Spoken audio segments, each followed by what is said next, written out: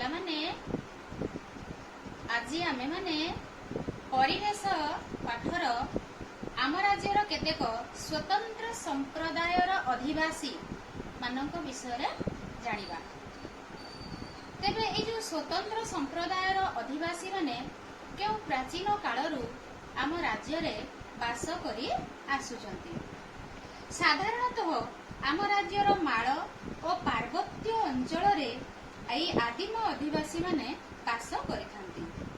सेमानक मध्यरे कंध, कोल्ह, कुई, सांताळ, सौरा, परजा, गदबा इत्यादि जाति प्रधान अटंती। एई आदिम अधिवासी माने बहु प्राचीन कालरू आम राज्य रे बास करी आसुचंती। सेमानकर चाली चलणी इत्यादि किछि परिमाण रे अनुन्नत थाए। एमाने आम राज्यर विभिन्न जिल्ला मानकरे अलग अलग भाव रे बास करिथांती। तेबे प्रथमे आमे जानिबा कंध। कंध संप्रदायर लोक माने कोरापुट, कलाहांडी, कंधमाल और रायगड़ा इत्यादि जिल्ला रे बास करिथांती। एमानकर वृत्ति हेला धान, मांडिया, मक्का आदि चाष करी जीविका अर्जन करबा। ता परे परे आसिला सौरा। सौरा माने रायगड़ा एवं गजपति जिल्ला रे अधिक परिमाण रे बास करंती। एहा व्यतीत आउ गोटिए आदिम अधिवासी जाति हेले सांताळ। सांताळ माने आम राज्यर मयूरभंज, सुंदरगढ़ और केन्दुझर इत्यादि जिल्ला मानकरे अधिक परिमाण रे बास करंती। सपर जाति माने आम राज्यर संबलपुर जिल्ला रे बहु परिमाण रे बास करिथांती। तापरे आसिला कोल्ह।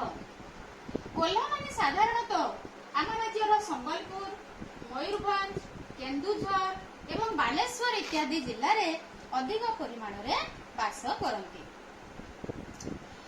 एमाने साधारणतः कोल्ह संप्रदायर लोक माने अशिक्षित, अनुन्नत। एमाने जंगलरू फल मूल संग्रह करी एवं विभिन्न प्रकार चाषबास करी जीविका निर्वाह करते।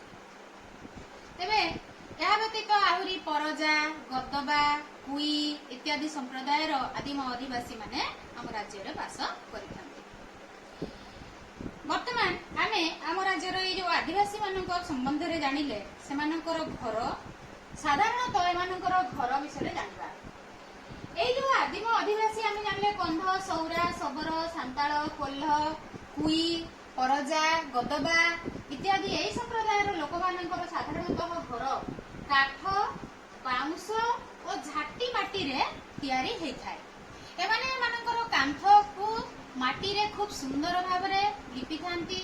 सेथिरे माटीर रंग देकी सेथिरे विभिन्न प्रकार रंग रे तांको कांथ गुड़िक चित्रित करिथांती।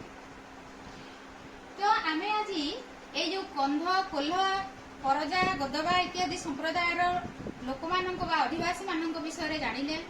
एमाने साधारणतः अशिक्षित एवं अनुन्नत होइथिबारु आम राज्य अनुन्नत स्तर रे मध्य रही थाए बोली केतेक सूत्ररू जणा पड़े।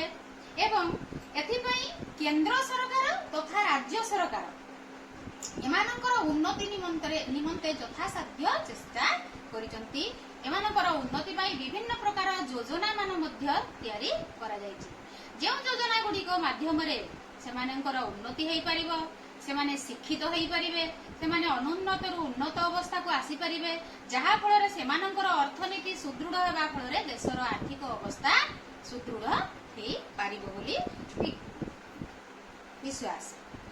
तेबे ए बहुमुखी योजना मानक द्वारा सरकार केंद्र एवं राज्य सरकारंकर उभयंकर मिलित बहुमुखी योजना विभिन्न प्रकार बहु योजना जो द्वारा सेमानकु शिक्षित करा जाउची एवं शिक्षित हेबा द्वारा सेमाने विभिन्न कर्मसंस्था मानकरे जोग दउचंती। सेथिरे सेमानकर किछि आर्थिक सच्छलता मध्ये हेई पारुची एवं सेमानकर चलणी उन्नत हेई पारुची, जहा फल रे वर्तमान पूर्वापेक्षा सेमानकर चलणी केतेक परिमाण रे परिवर्तित होई जायछि। तेबे पिला माने आजी आमे माने ए जो विभिन्न संप्रदाय आदिम अधिवासी मानक विषय जानिले एमाने केउ जिल्ला रे रहंती एमानकर वृत्ति कौन एमाने कौन कौन चाषबास करती इत्यादि विषय रे आमे मनोयोग पूर्वक पढ़िबा एवं अभ्यास करिबा प्रश्नर उत्तर गुड़िक देवा पई चेष्टा करिबा। आज पई एतिकी धन्यवाद।